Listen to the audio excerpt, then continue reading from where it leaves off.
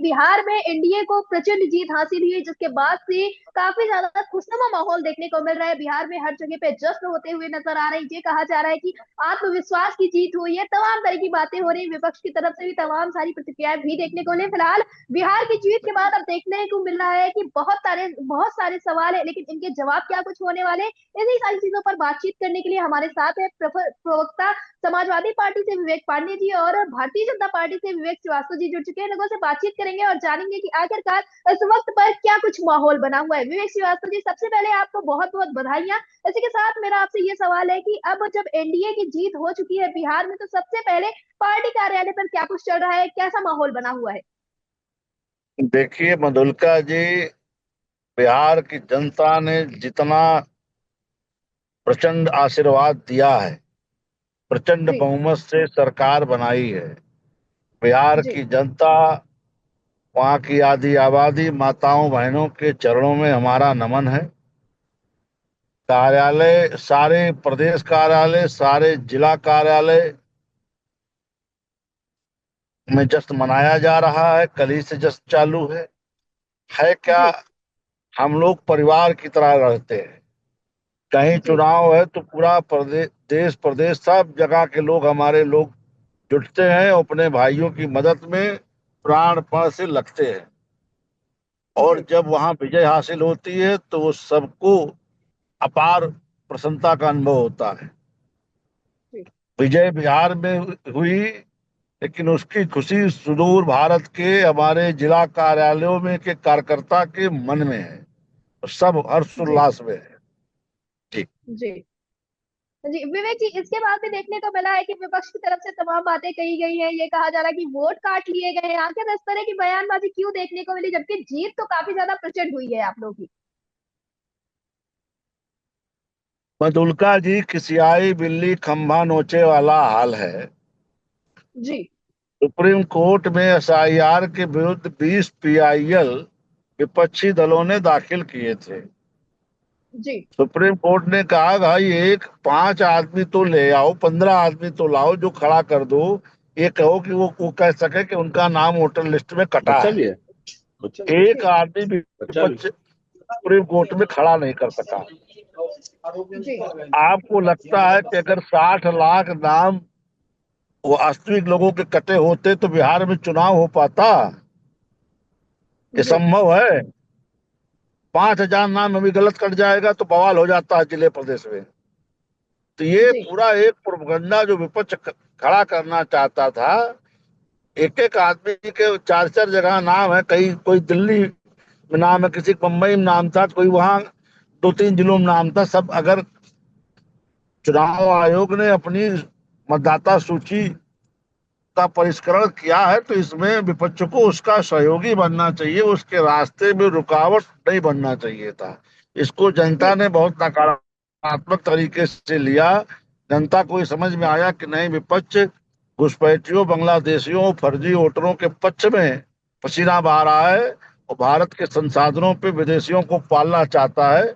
इनका हिसाब जी। जनता ने ठीक से कर दिया। जी। जी।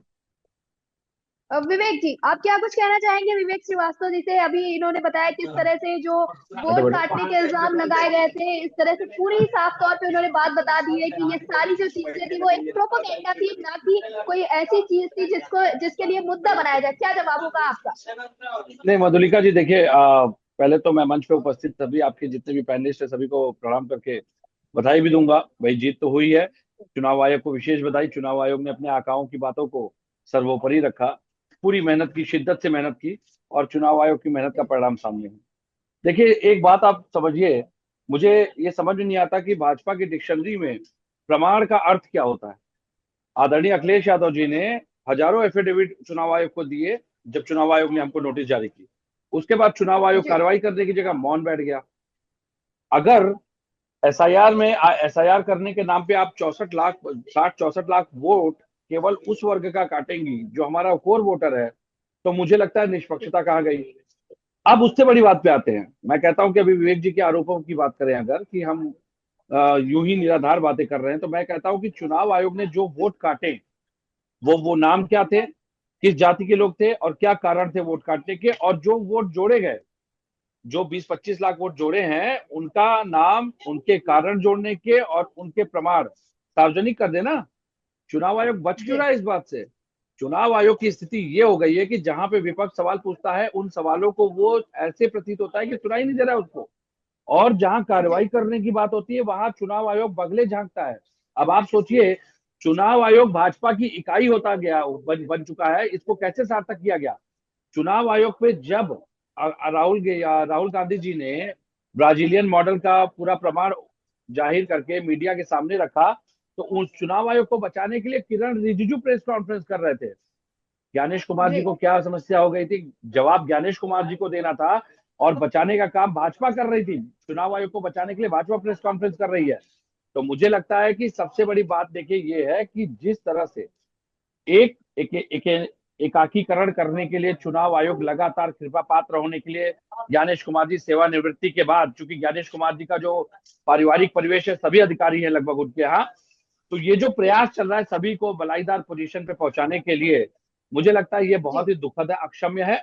और चुनाव आयोग अगर एसआईआर में काटे हुए नामों की लिस्ट जारी नहीं करता है तो मुझे लगता है कि जी इसको तत्काल प्रभाव से सुप्रीम कोर्ट में चुनौती देने की जरूरत है। अगर जी निष्पक्षता है तो कोई भी संस्था कोई भी कार्य कर रही है, संवैधानिक दायरे में कर रही है, तो उसको जी सार्वजनिक करना उसकी जिम्मेदारी है। चुनाव आयोग जी आयोग की कहीं भी किसी भी कानूनन उसको कहीं भी अधिकार नहीं है कि वो काटे गए नामों का नाम, उसकी पहचान और उसके कारण उजागर नहीं करेगा। ये जी मैंडेटरी है। चुनाव आयोग अपनी मनमानी से किसी का भी नाम नहीं काट सकता है। और एक बात अखिलेश यादव जी ने स्पष्ट कर दिया है कि अब एसआईआर अगर उत्तर प्रदेश में होगा तो समाजवादी पार्टी का एक एक कार्यकर्ता एसआईआर के अधिकारियों को सहयोग करने के लिए साथ खड़ा रहेगा। हमारे जी सामने किसी के भी संवैधानिक अधिकार का, किसी के भी मतदान के अधिकार का, किसी भी तरीके की मनमानी से उसका नाम काटने की प्रक्रिया का अनुसरण नहीं करने देंगे। हम उसके लिए विधिक जी प्रक्रिया भी अपनाएंगे। और समाज में अगर चुनाव आयोग मनमानी करेगा तो मुझे लगता है कि जनता खुद उसका जवाब देना जानती है। जी विवेक जी, आपने बिल्कुल ठीक कहा, लेकिन जब कांग्रेस कहीं पर चुनाव जीतती है तो फिर इलेक्शन कमीशन में भी सवाल नहीं उठते हैं, ईवीएम पर भी सवाल नहीं उठते हैं, और जब इस बार ईवीएम पे पार्टियां सवाल तो उठे गठबंधन नहीं। कहती हैं। इस बार मधुलिका जी जी यही तो बात है, ईवीएम पे सवाल उठाने का समय नहीं है। इस बार जी ईवीएम पे लेकिन सवाल वोट क्यों देने की उठेंगे? तो हुई है ना। मैं कह रहा हूं कि ईवीएम पे सवाल उठाने की आवश्यकता ही नहीं है। यहाँ तो बात जी है ना वोटरों के मतदान में वोट कटने के, नाम काटने के। देखिए, जनादेश किसे कहते हैं? जनादेश वो जी होता है जो जनता देती जी है। विवेक जी, आप लेकिन बताएंगे। अगर जनादेश होती है जिसको जनता देती है, लेकिन अगर जी जनादेश की जगह चुनाव आयोग निष्पक्षता समाप्त करके किसी एक राजनीतिक दल को जिताने के लिए उनके वोटरों की संख्या बढ़ाए और दूसरे विपक्षियों के वोटरों की संख्या घटाने का काम करे तो इसको जनादेश नहीं कहा जाता है, इसको जनता को जी ठगना कहा जाता है। और उससे बड़ी बात मैं फिर कहता हूं, चुनाव आयोग अगर निष्पक्ष है तो जो नाम काटे गए हैं बिहार में एसआईआर के नाम पे 62-64 लाख जो भी आंकड़ा है, उनके नाम, उनकी पहचान और उसका कारण उजागर करे। चुनाव आयोग जी इससे पीछे क्यों हट रहा है? इससे बच क्यों रहा है चुनाव आयोग इस नामों को सार्वजनिक करने से? मैं तो ये सवाल उठा रहा हूं। और जो नाम जोड़े गए उनको भी स्पष्ट करें। कई जगह आप ही के मीडिया कैमरों ने दिखाया कि एक एक व्यक्ति भाजपा का दो दो जगह वोट डाल रहा है। चुनाव आयोग को वो व्यक्ति क्यों नहीं दिखाई दिया? क्या आज चुनाव आयोग के पास आधुनिक संसाधन नहीं है जिसमें कि बायोमेट्रिक सिस्टम आपने आधार करवा दिया, एक ही क्लिक पे सारे फिल्टर होकर के एक साथ सामने आ जाए कि एक व्यक्ति के नाम पे कितने वोटर आईडी और कहां कहां बने हुए हैं? इसी बात को जी सुप्रीम कोर्ट ने लागू करते हुए एसआईआर में शामिल करने का काम किया चुनाव आयोग। इसीलिए आधार कार्ड को मान्यता नहीं देने के पक्ष में था, क्योंकि बायोमेट्रिक सिस्टम के अनुसार एक ही फिल्टर से सारे नाम सामने आ जाते, उस व्यक्ति के सारे आधार कार्ड सामने आ जाएंगे, उस व्यक्ति की पहचान उजागर हो जाएगी। और जिस तरीके से एक व्यक्ति, इन्होंने हरियाणा से ट्रेनें चलाई, इन्होंने 10,000 रुपए भेज भेज करके चुनाव खरीदने का काम किया, वोट खरीदने का काम किया। बताइए मुझे, आचार संहिता लगने के बाद कौन सी सरकार पैसे इस तरीके से किसी के खाते में भेज सकती है? बताइए जरा मुझे, क्या नियम है? चुनाव आयोग के नियम क्या कहते हैं वो बताइए। चलिए छोड़िए हमारी विपक्ष के आरोपों की बात, चुनाव विवेक आयोग का नियम श्रीवास्तव क्या जी कहता है? क्या कहते हैं, क्या जवाब? विवेक श्रीवास्तव जी क्या जवाब होंगे आपके? देखिए मधुलिका जी, पहले तो ये भ्रम फैला रहे हैं कि चुनाव आचार संहिता लगने के बाद मुख्यमंत्री रोजगार योजना में महिलाओं को 10,000 रुपए दिए गए। बताइए किस दिन भेजा गया और किस चुनाव दिन आचार आयोग की संहिता लगी चुनाव थी? आयोग की बैठक बताइए। से पूर्व कर दिया गया। चुनाव आयोग की नहीं, बैठक ये वहां गलत 6 बोल रहे तारीख हैं, हुई थी, गलत तथ्य चुनाव प्रस्तुत कर कार्यक्रमों रहे की हैं, घोषणा वहां 6 गलत तारीख को तथ्य हुई। प्रस्तुत कर रहे हैं, एक गलत तथ्य प्रस्तुत कर रहे हैं। दूसरी चीज जो ये कह रहे हैं कि चुनाव आयोग ने जिन नामों को काटा, क्यों काटा, कैसे काटा, उनको जाहिर करे। चुनाव आयोग ने अपने मतदाता सूची का परिष्करण किया, उसको इसका अधिकार है। अरे तो जिनका हमें भी नाम देखने का कटा अधिकार है, है, हमें भी देखने का जिनका अधिकार नाम है, हमें भी जिनका जानने का जिनका अधिकार है नाम भाई। देश जिनका की नाम जनता को भी तो कटा जानने का जिन, अधिकार है। जिनका आप नाम बताएंगे कटा इस है बात को? जी जिनका नाम कटा है, अगर मेरा नाम अधुल्का जी कोई काटेगा तो मैं अपने दस्तावेज लेकर के चुनाव कार्यालय पे जाऊंगा, और नहीं मानेंगे तो राशन पानी लेकर के वहीं बैठ जाऊंगा। जिसका जी कटा है, विपक्ष को चाहिए कि ऐसे 60 लाख लोगों को इकट्ठा करके चुनाव आयोग के कार्यालय पे एक रैली कर दे, सबके जी दस्तावेजों के साथ। चुनाव आयोग का भी समझ में आ जाएगा, इनका भी हैसियत समझ में आ जाएगी। ये एक प्रोपगंडा बनाना कि 60 लाख लोगों का नाम कटा। अरे 4 जगह वोट था, तो चुनाव आयोग ने अपनी सूची ठीक की, उसमें भी आपके पेट में दर्द है। एक आदमी आप सुप्रीम कोर्ट के सामने खड़ा ना कर सके कि जो ये कह सके कि मेरे दस्तावेज होने के बावजूद मेरा नाम चुनाव आयोग ने गलत तरीके से काटा है। ये गाल बजाने वाले लोग जरा कभी जमीनी धरातल पे भी जाके देखा करें ना। जी। विवेक पांडे जी, क्या कुछ कहना है आपका? मधुलिका जी देखिए, इनकी हालत वो है जैसे ग्रेस नंबर दिए जाते हैं ना स्कूलों में फेल हुए बच्चों को, वैसे ही ग्रेस मतदान, ग्रेस वोटिंग करा करके इनको धक्का मार के आगे वाली कक्षा में पहुंचाया जा रहा है। इनको कुर्सी पे जी बिठाने का प्रयास कर रहा है चुनाव आयोग। मैं ये पूछ रहा हूँ, निष्पक्षता का अर्थ क्या होता है? चुनाव आयोग को यह अधिकार है कि वो नाम काटे, लेकिन चुनाव आयोग को यह अधिकार नहीं है कि वो नाम को सार्वजनिक नहीं करेगा। कारण तो बताना जी पड़ेगा। इन्होंने अभी बहुत अच्छी बात कही कि 60 लाख लोगों को लेके पहुंच जाए। मैं निवेदन करता हूं सारे विपक्ष से कि बिल्कुल, अगर हमारे भाजपा के नेता चाहते हैं कि 60 लाख लोग जिसके नाम काटे गए हैं उनको लेकर के चुनाव आयोग का कार्यालय घेरा जाए, तो बिल्कुल विपक्ष जी को मैं कहूंगा कि चुनाव आयोग का कार्यालय घेरिए उन लोग को लेकर के जो लोग अपने मतदान के अधिकार से वंचित किए गए हैं। बिल्कुल अच्छी बात है, धन्यवाद इसके लिए विवेक श्रीवास्तव जी को, आपने ये आइडिया दिया। और ये सत्ता पक्ष के नेता ने अगर हमको कहा है तो ये बिल्कुल इस पर आइडिया कार्रवाई भी सुप्रीम करनी कोर्ट भी चाहिए। दे चुका आगे, है अरे अरे रुक जाइए, जी। अरे रुक जाइए, रुक जाइए। अब ये मुझे एक बात का आइडिया जवाब सुप्रीम दे कोर्ट दीजिए ने मधुलिका आपको जी। दिया था, जब लेकिन चुनाव आप आयोग ने वहाँ जब वहाँ चुनाव चारों आयोग ने खाने चित रहे। जब चुन अब देखिए, आप 15 ये बोल आदमी रहे हैं, मैं चुनाव इनके बीच में आयोग बोलूंगा, के मैं विरुद्ध इनके खड़ा बीच में करने बोलूंगा के लिए मधुलिका जी, सुप्रीम मैं पहले कोर्ट बता ने रहा हूँ। कहा था मधुलिका जी, आप मैं इनको वहाँ बोलने नहीं 15 दूंगा। आदमी खड़ा न कर सके। विवेक श्रीवास्तव जी, अरे आप बताएंगे, पंडित जी का सवाल ले लेते हैं पहले। जी विवेक जी। मैं कह रहा हूं कि जब जी चुनाव जी, ले आयोग ने लीजिए। समाजवादी पार्टी को नोटिस जारी की और जब आदरणीय अखिलेश यादव जी ने हजारों एफिडेविट चुनाव आयोग के पास भेजे, तो चुनाव आयोग उस बात पे मौन क्यों हो गया? मुझे इसका जवाब चाहिए। जब जी एफिडेविट विवेक श्रीवास्तव अगर एफिडेविट गलत थे तो हम पे कार्रवाई करते, और एफिडेविट अगर सत्य पाए गए तो चुनाव आयोग को हमारी शिकायत के अनुसार कार्रवाई करनी चाहिए थी। चुनाव आयोग ने जी आज तक उस समस्या का समाधान नहीं दिया, वो आज तक पेंडिंग है। क्यों क्यों पेंडिंग है भाई? आपकी चोरी अगर पकड़ में आ जाए तो आप लोग तुरंत धर्म का डंका बजाने लगते हैं, और आप लोग को जब कोई उन्माद पैदा करना होता है तो आप लोग संवैधानिक पद पकड़ के बैठ जाते हैं, और वहां से मंचों से फिर आप राजनीतिक भाषण देते हैं। मैं तो ये पूछ रहा हूं ना, अगर बिहार में चुनाव निष्पक्ष थे तो विपक्षी दलों की वीवीपैट जो ईवीएम की पर्चियां होती हैं वो जंगलों में क्यों पाई जा रही है फेंकी हुई? आज एक वीडियो वायरल है ट्विटर पे, वहां पुलिस भी खड़ी है, पुलिस के आला अधिकारी खड़े हैं, और वहां पे राजद की बहुत सारी पर्चियां फेंकी गई हैं। क्यों फेंकी गई है भाई? मैं तो सवाल उठा रहा हूं ना, चुनाव आयोग की निष्पक्षता का क्या प्रमाण है फिर? चुनाव आयोग की जिम्मेदारी और ड्यूटी कैसे निष्पक्ष मानी जाएगी? ज्ञानेश कुमार जी का जो इतिहास है वही उठा के देख लीजिए आप, वो अमित शाह जी के कितने करीबी है। इस देश में क्यों आपने चीफ जस्टिस ऑफ इंडिया को, चीफ इलेक्शन कमिश्नर को की नियुक्ति में उस पैरामीटर से बाहर किया? और जब से इनको बाहर किया गया है सीजीआई को, तब से देखिए चुनाव आयोग मनमानी कर रहा है। चुनाव आयुक्त अपने मनमान अपने पसंद के लोग अपॉइंट कर देते हैं, और उसके बाद डंका पीटेंगे कि हम इलेक्शन जीत गए, बहुमत आ गया। बहुत बहुत इनका प्रचार चल रहा है, बहुत इनकी फायर ब्रांड की छवि दिखाई जाती है। मैं कह रहा हूं, फायर ब्रांड की छवि अगर इतनी बढ़िया थी तो उत्तर प्रदेश के लोकसभा चुनाव में क्यों हार गए भैया? उत्तर प्रदेश के लोकसभा चुनाव में प्रतिशत कैसे गिर गया? मैं तो पूछ रहा हूं ना। और उससे बड़ी बात, बिहार की जिस जनता को जो हरियाणा से ट्रेनें भर भर के लाई गई, जिस पर कपिल सिब्बल जी ने भी प्रेस कॉन्फ्रेंस की, उसका आपने खंडन क्यों नहीं जी किया? अगर आरोप झूठे थे तो, आरोप झूठे थे तो खंडन क्यों नहीं किया? अब वही बिहार के मजदूर जब वापस जाएंगे तब क्या उनके लिए ऐसे ट्रेनें चलाई जाएंगी? क्या उनको मुफ्त की टिकट दी जाएगी? चुनाव आयोग ने सत्ता पक्ष की धांधली को पूरी तरह से विधिक संरक्षण दिया मौन रह करके, और चुनाव आयोग भारत में लगातार अपनी साख और निष्पक्षता खोता जा रहा है। एक प्रेस जी कॉन्फ्रेंस में ज्ञानेश कुमार जी से एक पत्रकार ने चुनाव आयोग की साख को लेकर सवाल पूछा, बगले झांक के निकल गए, जवाब नहीं दिया उन्होंने।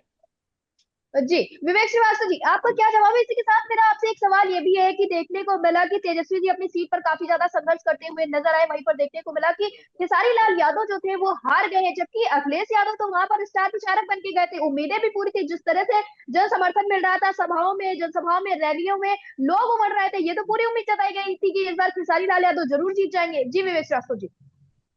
देखिए मधुलिका जी, ऐसे बहुत से अवसर आते हैं कि लोग ऐसे लोगों को देखने के लिए भीड़ तो लगा लेते हैं, लेकिन वो जी मत में परिवर्तित नहीं होता। जब गांधी परिवार के लोग आते हैं तो सोनिया जी, प्रियंका जी को देखने के लिए भीड़ खूब आती है, लेकिन मत में परिवर्तन होते उसको देखा नहीं गया। तो लोग जी तमाशा देखने तो आ जाते हैं, लेकिन मत का प्रयोग लोग बहुत सोच समझ के करते हैं। ये नाटक नौटंकी से मत नहीं पड़ा करते। और जो हमारे मित्र इतनी बात कह रहे हैं, सुप्रीम कोर्ट ने विपक्ष को पूरा अवसर दिया था कि 15 लोग ला करके सुप्रीम कोर्ट में खड़ा कर दीजिए तो ये कह सके कि हमारे पास वैध दस्तावेज होने के बावजूद चुनाव आयोग ने हमारा नाम मतदाता सूची से काट दिया।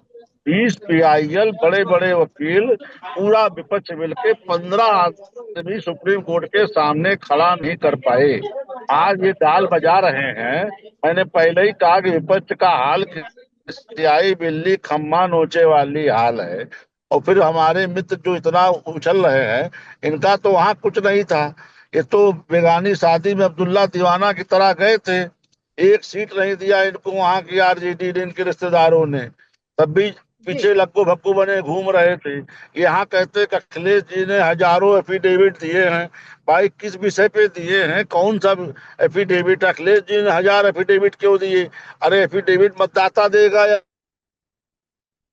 सूची में नाम प्रभावित होगा वो देगा? अखिलेश जी 1000 एफिडेविट देने वाले कौन हो? तो जी स्पष्ट करे तो उसका भी जवाब दिया जाएगा। रही बात चुनाव आयोग की, तो जो आपके चुनाव आयोग का बीच का विषय है, उसका जवाब चुनाव आयोग देगा। उसका प्रश्न हमसे क्यों पूछते हो कि चुनाव आयोग ने क्यों नहीं दिया? आपके पास हाई कोर्ट है, सुप्रीम कोर्ट है, पूरा जुडिशियल प्रोसेस। स्वयं विद्वान अधिवक्ता होकर के ऐसे मूर्खतापूर्ण बातें करते हैं। सारे दरवाजे खुले हुए हैं, जहां जाना हो चले जाइए। हाई कोर्ट, सुप्रीम कोर्ट, कौन किसको रोक रहा है? यहाँ तो लोग आतंकवादियों के लिए जब रात में 3 बजे सुप्रीम कोर्ट के दरवाजे खुल सकते हैं, तो आपके भी पास मांगे मांगे वकील है, कपिल सिब्बल, अभिषेक मनु सिंघवी जैसे। जब नेहा राठौर और संजय शर्मा के लिए आप उनको हायर कर सकते हैं, तो आप अपने लिए भी हायर कर लीजिए। कौन रोक रहा है आपको भाई? जी विवेक पांडे जी, क्या जी जवाब होगा आपका? देखिए, पूरी भाजपा की मूर्खता सामने आ गई। एक लाइन में अभी स्पष्ट कर दे रहा हूं। इन्होंने कहा चुनाव आयोग का जवाब हमसे क्यों मांग रहे हैं। तो बिहार में जब चुनाव आयोग पे सवाल उठे, जब राहुल गांधी ने ब्राजीलियन मॉडल वाला प्रकरण उजागर किया, तो किरण रिजिजू जी क्यों प्रेस कॉन्फ्रेंस करके अपनी मूर्खता का परिचय दे रहे थे? यही तो मेरा सवाल है। और यही सवाल विवेक विवेक श्रीवास्तव भी यहाँ उठा रहे हैं। तो मूर्ख तो ये अपने नेताओं को ही साबित कर रहे हैं ना। यही तो मेरा सवाल है कि भाजपा क्यों प्रेस कॉन्फ्रेंस कर रही थी चुनाव आयोग को बचाने के लिए। और वही बात विवेक जी श्रीवास्तव कह रहे हैं कि हमसे सवाल क्यों पूछ रहे हैं। तो मैं यही तो पूछना चाहता हूं, देश यही तो जानना चाहता है कि जब चुनाव आयोग पे सवाल उठते हैं तो भाजपा उसको संरक्षण बचाने के लिए आगे क्यों कूद पड़ती है। चुनाव आयोग है ना सक्षम, वो देगा जवाब। आपके नेता क्यों जाके प्रेस कॉन्फ्रेंस करते हैं? यही तो मैंने पूछा था, सवाल भी यही था। अब दूसरी बात पे आते हैं। इन्होंने दूसरी मूर्खता का परिचय दिया कि कौन से एफिडेविट मतदाता देगा। तो चुनाव आयोग ज्ञानेश कुमार प्रेस कॉन्फ्रेंस पे राहुल गांधी से एफिडेविट क्यों मांग रहे थे भाई? जब नाम काटे गए, राहुल गांधी का ने आरोप लगाया, तो बताइए ज्ञानेश जी कुमार राहुल गांधी से एफिडेविट क्यों मांग रहे थे? जाके कि मतदाता से मांगते तो अपनी बातों में खुद ही ये फंस जाते हैं। क्योंकि ये जो 60 गांठ है चुनाव आयोग के साथ, उसमें कहीं ना कहीं कब क्या कहना है, क्या करना है, वो स्थिति तो स्पष्ट नहीं होती है।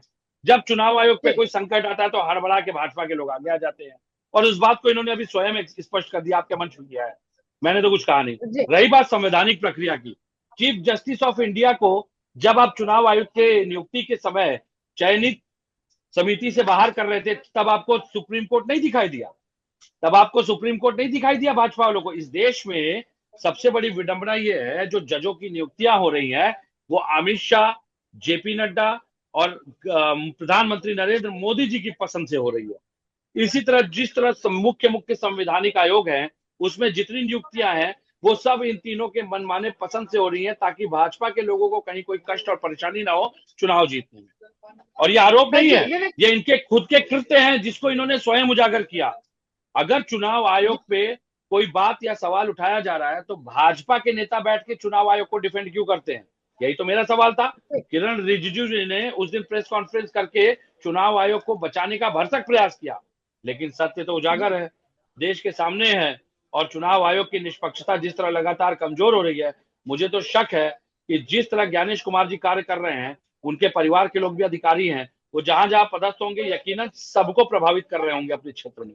इसी तरह वो केवल सरकार के लिए काम कर रहे होंगे, जनता के लिए काम नहीं कर रहे हैं। ये आईएएस अधिकारी, ये आईपीएस अधिकारी भूल जाते हैं कि इनकी नैतिक दायित्व की जिम्मेदारी जनता के लोक हित में होनी चाहिए, लेकिन ये राजहित में केवल कार्य करने में लगे हैं। और यही कारण है कि प्रशासनिक व्यवस्थाओं से, चाहे संवैधानिक व्यवस्थाओं से, जनता जो है वो दूरी बना रही है और जनता का विश्वास लगातार कमजोर हो रहा है। जी विवेक श्रीवास्तव जी, जिस तरह से अभी पांडे जी ने बताया उस हिसाब से तो साफ तौर पे यही लग रहा है कि भारतीय जनता पार्टी अब पूरे देश पे ही कंट्रोल करती हुई नजर आ रही है। आखिर ऐसा क्यों हो रहा है, क्यों ये सारे आरोप लगते हुए नजर आ रहे हैं? लगातार इलेक्शन कमीशन पे भी इनके द्वारा यही बात की, आप लोगों ने क्यों प्रेस कॉन्फ्रेंस की, क्यों आप लोग वहां पे गए और चुनाव आयोग का संरक्षण करने का प्रयास कर रहे थे? देखिए, जहाँ पे देश का प्रश्न आता है हमें वहां आगे आना पड़ता है। और जो अभी हमारे मित्र कह रहे थे कि राहुल गांधी जी ने जो मुद्दा उठाया था वो चुनाव आयोग से संबंधित था, देश से नहीं। राहुल आयोग ने जो मुद्दा उठाया वो चुनाव आयोग का मुद्दा था, उसमें किरण रिजिजू को प्रेस कॉन्फ्रेंस करने की क्या जरूरत थी? हमारे विद्वान मित्र, हमारे विद्वान मित्र पेशे से अधिवक्ता भी हैं, इनको इतनी बात जानकारी होनी चाहिए कि एक चपरासी के विरुद्ध भी अगर आप शिकायत करते हैं तो वो शपथ पत्र पे दी जाती है। आप चुनाव आयोग जैसी संवैधानिक संस्था के विरुद्ध शिकायत कर रहे हैं, ये बात तो घुमा रहे हैं। मैंने एक सीधा सवाल पूछा है कि चुनाव आयोग पे आरोप लगे तो प्रेस कॉन्फ्रेंस किरण रिजिजू क्यों कर रहे थे? सीधा सवाल है, सीधा सवाल है। चैनलों में गाल बजा रहे, कभी हाइड्रोजन बम पटक रहे हैं, कभी परमाणु बम पटक रहे हैं। आप सुन लो, मैं तो काहे विचलित हो रहे हो? नहीं सुनेंगे, हो रहे हो भाई, आप झूठ बोल रहे हैं, सुनना नहीं चाहते ना, से भाग रहे हैं, सुनना नहीं चाहते ना, फंस गए। हम जवाब दे अरे आप फंस गए यहाँ पे। विवेक पांडे जी पहले जवाब ले लेते हैं। सवाल तो पूछिए, ये सवाल ही खा गए ना ये। अब सवाल स्पष्ट है मेरा। चुनाव आयोग के लिए प्रेस कॉन्फ्रेंस राहुल गांधी से क्यों शपथ पत्र मांगा गया? एक चपरासी का भी अगर शिकायत करते तो आपको शपथ पत्र पे शिकायत देनी होती है। एक अदना से ग्राम प्रधान के विरुद्ध बिना शपथ पत्र की शिकायत का संज्ञान नहीं लिया जाता।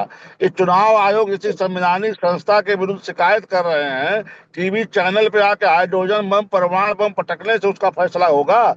अरे उसका फैसला आपको शपथ पत्र पे लिख के देते तो जांच होती। दूसरा चीज, जब आप ऑलरेडी सुप्रीम कोर्ट में हैं, फिर किस मुंह से चैनलों के सामने आके गाल बजा रहे हैं? 15 आदमी आप सुप्रीम कोर्ट के सामने खड़े नहीं कर सके। आपको पूरे विपक्ष को चुल्लू भर पानी में डूब के मर जाना चाहिए। आप पूरे देश के मीडिया का समय खराब कर रहे हैं, देश की जनता को गुमराह कर रहे हैं। आपने देश के लोकतांत्रिक परंपरा के साथ धोखा किया है। सत्ता पक्ष चाहता है कि विपक्ष मर जाए, अब सत्ता पक्ष चाहती है कि विपक्ष मर जाए, अब सत्ता चाहती है कि विपक्ष मर जाए। लीजिए, अब सत्ता चाहती है कि विपक्ष मर जाए। लीजिए भैया, एक नई बात सुनिए। नहीं कर सके, आपने करोड़ों रुपए अपने पार्टी का फूका है मांगे वकीलों पे, फिर भी आप कुछ नहीं कर सके। आपको चुल्लू भर पानी में डूब के मर जाना चाहिए। अब लीजिए, आप सत्ता चाहती है विपक्ष मर जाए, अब सत्ता चाहती है विपक्ष मर के समाप्त हो जाए। विपक्ष में जो ये भारत बनाना चाहते हैं ताकि ये अकेले मनमानी कर सके, नहीं है ये चाहते हैं अकेले। अरे सुनिए भाई, देखिए हड़बड़ा गए। किरण रिजिजू पे जवाब नहीं दिया इन्होंने। देखिए इनकी हार करने वाले, इनके जीत की टीज बाहर आ गई। देखिए इनकी कमजोर नस दबी और बाहर आ गया था। देखिए ये इनका चेहरा है, ये जीते हुए लोग हैं। बताइए, हारने वालों से ज्यादा हताश दिखाई दे रहे हैं और इस तरह के शब्दों का प्रयोग कर रहे हैं। सत्ता है ये, बताइए।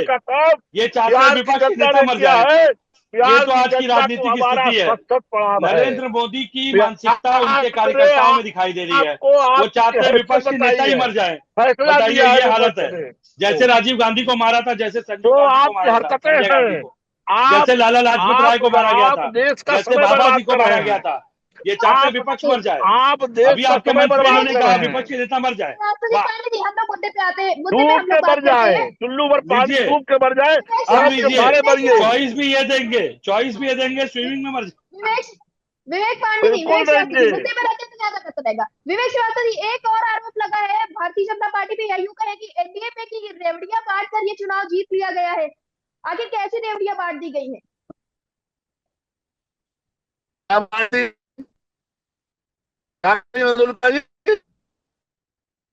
विवेक श्रीवास्तव जी, देखने को मिला है कि कल जब परिणाम निकल कर सामने आए तो उसके बाद देखने को मिला कि विपक्ष की तरफ से कहा गया है कि रेवड़ियां बांटने का काम किया गया है, रेवड़ियां बांटी गई, चुनाव जीत गए आप लोग। किस तरह की रेवड़ियां आप लोगों ने आखिर बांट दी है? अगर प्रदेश की महिलाओं को रोजगार उन्मुखी बना रहे हैं तो इनको रेवड़ियां बांटने लगता है। ये 15 साल मकर में नहीं याद संक्रांति आया के था। दिन 30,000 देने की 10 साल, घोषणा करे 15 तो साल कौन में सी नहीं याद रेवड़ी आया थी? था। वो कौन सी जी रेवड़ी थी? विवेक पांडे जी, हम जवाब ले लेते एक हैं पहले। दिन से काम कर रहे हैं महिलाओं के लिए। जीविका दीदी हमने बनाई, महिलाओं को आरक्षण हमने दिया, रोजगार 58 लाख मकान बना के ग्रामीण क्षेत्र में हमने दिया, 38,000 लाख मकान बना के शहरी क्षेत्र में हमने दिया, उज्ज्वला योजना में गैस कनेक्शन हमने दिया, उन मकानों में बिजली कनेक्शन हमने दिया, शौचालय हमने बना के दिया। ये काम हम कर रहे हैं कि विपक्ष ने किया है? एक दिन से काम हो रहा है महिलाओं के लिए। राशन कार्ड में महिलाओं का नाम हम दे रहे हैं। ये इन्होंने क्या किया जी है जो इनको भी मौका देगा जनता वहां की? जी विवेक श्रीवास्तव जी, इसी के साथ ये भी देखने को मिला है कि जेडीयू से ज्यादा सीट अब बीजेपी को मिली है बिहार में। तो क्या कहीं ये तो नहीं सोचा जा रहा है कि बिहार में अब बीजेपी का कब्जा होगा? देखिए, हमारे तमाम नेताओं ने समय पे कह रखा है कि नीतीश जी जी मुख्यमंत्री थे, मुख्यमंत्री हैं, मुख्यमंत्री रहेंगे, और जनता ने उस पर जी मुहर लगाई है। मुख्यमंत्री की सीट जी खाली नहीं है, इस पे कोई चर्चा का औचित्य नहीं बनता। जी विवेक पांडे जी, 1 मिनट में अपने जवाब को पूरा करिएगा, फिर हम लोग समाप्ति की ओर बढ़ेंगे। नहीं, देखिए, भाजपा मैं स्वीकार करता हूं कि भाजपा ने महिलाओं के लिए बहुत काम किया। और इसीलिए जब इनके जी संगठन मंत्री गए थे आजमगढ़, तो वहां पे भाजपा की महिला कार्यकर्ता खड़े होकर लाइव वीडियो पे मीडिया के सामने कह रही थी कि आजमगढ़ में महिलाओं का उत्पीड़न होता है भाजपा में। और वो सुनने के लिए जी तैयार नहीं थे, बोले थे कमरे में अंदर कार्यालय में आके बात करो, कार्यालय में। जब मंच पे उनकी पोल खोल दी गई, तो इस तरह से यहाँ भी बहुत काम कर रहे हैं ये लोग, इस पे कोई जी आपत्ति नहीं है। महिलाओं का उत्पीड़न भाजपा में बहुत सामान्य है, और 10 साल में इनको नहीं याद आया। महिलाओं को सशक्त बनाने की योजना 10 साल में नहीं चली। 10,000 रुपए चुनाव के समय भेजे गए, क्योंकि वोट खरीदने थे, वोट के माध्यम से रिझाना था, पैसे के माध्यम से। तो भाई ये तो देखिए सार्वजनिक है, कोई यहाँ पे अज्ञानी तो है नहीं भाजपा की तरह, सब पढ़े लिखे लोग हैं। और मंतव्य, टाइमिंग बड़ा मैटर करती है। आपको भी पता है राजनीति में टाइमिंग बड़ा मैटर करती है। और चुनाव आयोग लगातार मौन। चुनाव आयोग की आचार संहिता में ये कहीं नहीं लिखा है कि सत्ता पक्ष, खासकर मोदी जी अगर कुछ करें तो उस पर चुनाव आयोग प्रतिबंध लगाएगा। तो भाई मोदी जी कट्टा चलाए, चाहे मोदी जी पैसे भेजे, चाहे वोट खरीदे, चुनाव आयोग के लिए सब जायज है। विपक्ष के लोग अगर कोई मुद्दा उठाएं तो उनको झूठा बता के सर्टिफिकेट देने का काम करेंगे। इतनी देर में जी एक सवाल, जो प्रमुख सवाल था, जिसपे इन्होंने स्वयं मुझसे सवाल पूछा, उस पर ये कन्नी काटते नजर आए कि चुनाव आयोग पे जब कोई आरोप लगता है तो प्रेस कॉन्फ्रेंस भाजपा क्यों करती है? चुनाव आयोग के मुंह में तब क्या घी जम जाती है? मैं तो ये पूछ रहा हूं ना कि कृपा पात्र होने के लिए उनको पहले से निर्देशित किया जाता है कि हमारे लोग हैं, संभाल लेंगे, आपको चिंता करने की जरूरत नहीं है। तो कब तक जी संभालेंगे? कब तक संभालेंगे? सत्ता कभी स्थायी तो होती नहीं है। सारी फाइलें खोल दी जाएंगी, समय आने दीजिए। किस तरीके से देश के साथ, किस तरीके से घोटाला किया गया, क्या बंदरबाट की गई, किस तरह से मतदान का दुरुपयोग किया गया है, सारी चीजें सामने आएंगी इस देश के सामने। लेकिन ठीक है, जी आज ये सत्ता में है, जो ये कहें समझिए वही सत्य है। तो भाई इनका जी सत्य ही इनके विनाश का कारण भी बनेगा, देख लीजिएगा। जी फिलहाल आपको सभी को बता दें कि वक्त की अभाव की वजह से हमें अपनी चर्चा को यहीं पर रोकना पड़ेगा। देखने को मिला है कि बिहार में प्रचंड जीत हुई है एनडीए की, जिसके बाद अब सभी को 18 तारीख का इंतजार है। देखना ये होगा कि आखिरकार अब 18 तारीख को किस तरह के जश्न देखने को मिलेंगे। तब तक के लिए देखते रहे अडल टीवी, मैं आपके साथ मधुलिका।